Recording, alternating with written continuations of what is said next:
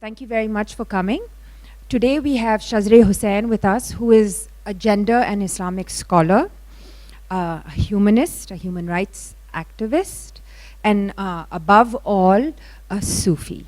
So today we have an opportunity to try and look at faith and try and better understand some of the issues that the Islamic Republic and those who live here are perhaps under the misconception of. And this is an endeavor to continue to learn more and also to continue to educate ourselves as we grow and evolve in a civilized society. Thank you. Thank you very much. It's a great pleasure to be here today. I thought that I would take as my starting point a question that I found on the Kuch Khaas website where this event was announced. So someone had asked, who is Shazreh Hussain? And that made me think, yes, who am I? Who am I to stand here and speak to all of you about gender in Islam and unreading patriarchal interpretations of the Quran? I haven't been to Islamic University, I haven't been to Al-Azhar, I haven't been to Qom, so who am I to do this? And my response to that is that I'm speaking to you in my capacity as a believing Muslim woman. And I think that if we are individually accountable for our beliefs, for our actions, then we have to be individually accountable for our beliefs. And it is the right and duty of every Muslim man and woman to reflect on, understand, and interpret the religious texts. And the other important thing to understand is that the Quran is eternally relevant. But if we are to understand how it is relevant to us today, we have to understand the historical context. If we don't understand the historical context, we cannot understand how to apply the principle to new situations that we confront today and that Muslims have been confronting. And this is recognized even by sort of more conservative scholars. For example, Maududi says, the Quran is vitally related to the taste and temperament, the environment and history and custom and usages of Arabia. Sayyid Qutb says, the Quran took the Arab society step by step as it stumbled and got up again. So these are, we don't have enough time available, but whenever we look at any interpretation, we have to see what is the hermeneutics, what are the principles of interpretation.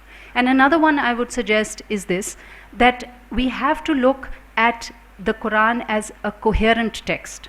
Therefore, if we are looking at a verse on witness in one place, let's see how that subject has been dealt with in other places.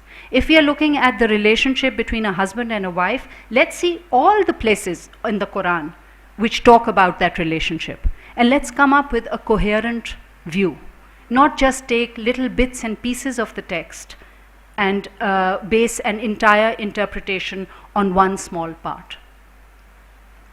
Okay. So now let's come to the very fundamental question of, are men and women created equal? Because if men and women are not created equal, then we can forget about it. The first one. So this, God said, it is not good that the man should be alone. I will make him a helper as his partner. So God caused a deep sleep to fall upon the man, and he slept. Then he took one of his ribs, closed up its place with the flesh and the rib that God had taken from the man. He made it into a woman and brought her to the man. So where is this from? The Bible. But you would be surprised. 99% of the people I speak to believe that this is what the Quran says. Next slide, please. Let us look at what the Quran has to say. First, let me begin by telling you that the Quran discusses creation in more than 30 places. In most of those places, Adam is not mentioned. It talks about creation in pairs. हमने तुमको जोड़ों में बनाया. We created you in pairs. In Surah Nisa, this is the first verse of Surah Nisa. Let's examine what the Quran has to say about creation. Humaira, would you like to read it out?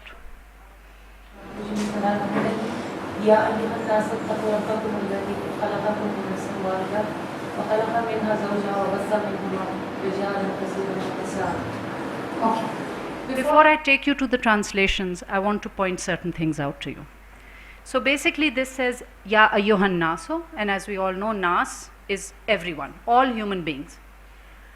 Ya ayyuhan nasu taku rabbukumul lazi khalaqakum min nafsin wahidatin. O people, have taqwa, and I think that is best translated as God consciousness, though most Urdu translations say daro, Rab se daro. So, O people, have taqwa towards your Rab who created you from nafse wahidatin. Let's look at this word.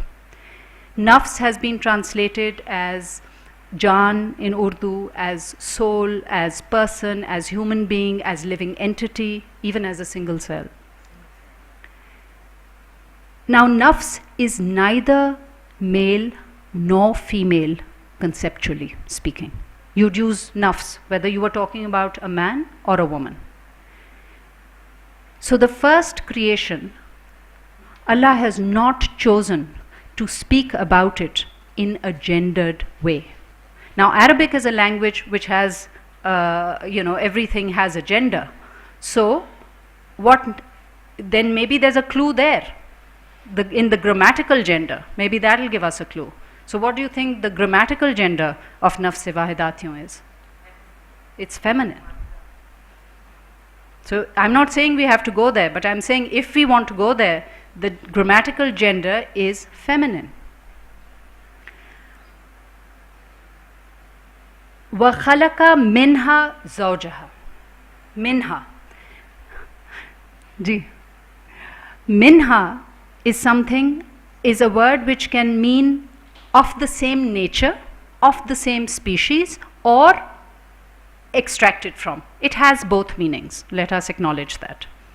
So, yeah. From, yeah, minha. Zawjaha. Now let's not confuse this with the Urdu zawj, which is wife. Zawjaha in Arabic does not mean wife. It means spouse. It is neither male nor female conceptually.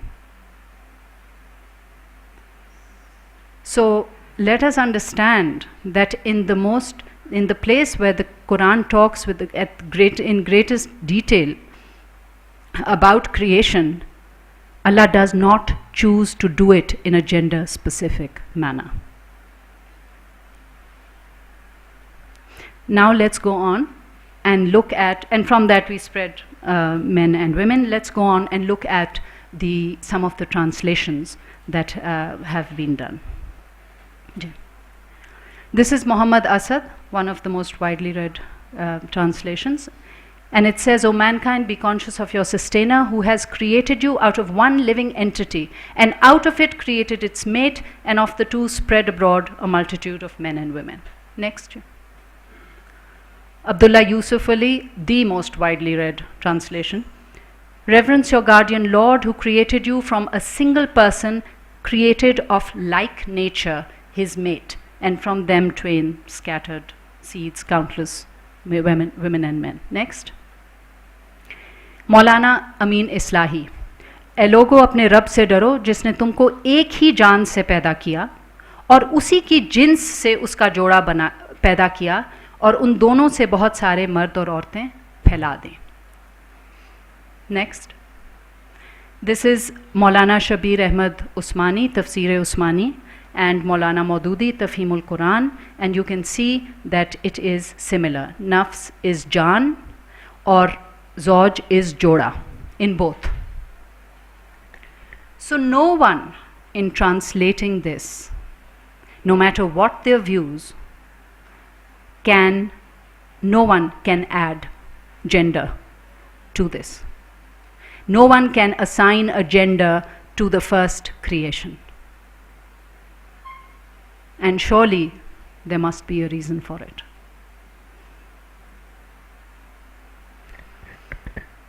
Yet, 90%, if not 99%, Muslims believe that if you ask them on the streets, or even in drawing rooms, they will tell you that Eve was created from Adam's rib and is a secondary creation, and therefore women have a lower status. The word rib is nowhere in the Quran. Interestingly, the word Hawa is nowhere in the Quran. It just says Adam's partner. So the one question we can ask ourselves is, how did this happen? Why and how did this happen? It happened because some of the earliest commentaries that we have on the Quran, Tafsir Tabari, and onwards from there, Fakhruddin Razi, Zamakhshari, Ibn Kasir, all these people took the biblical account and put that into the tafsir as an explanation of this verse, as giving the detail that this verse had omitted. And a lot of stories from Qasasul Anbiya, which is a collection of stories about prophets, also entered the Muslim consciousness through these tafasir. And in fact, the ijma of the scholars, the consensus of the scholars pretty much till the 18th century was that Eve had been created out of Adam's rib.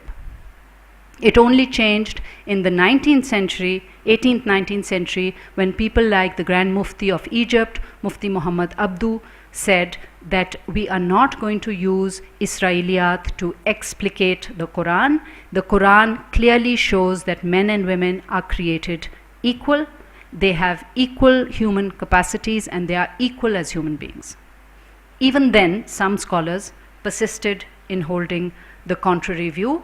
But I'm pleased to tell you that today, if you look at the most respected Sunni and Shia scholars, you look at even Maulana Maududi, Javed Ghamdi, Tadabburul Quran ke Maulana Amin Islahi, you look at the Shia scholars, Allama Tabatabai, Ayatollah Jawadi Amli, Murtaza Mutahiri, all of them will say that yes, men and women are created equal. So this is something we must understand, that at one point there was an ijma of scholars, they are all reading the same Quran, and they said women and men are not equal. But today, most will say women and men are created equal. Then there's other stuff that happens, but we'll look at that.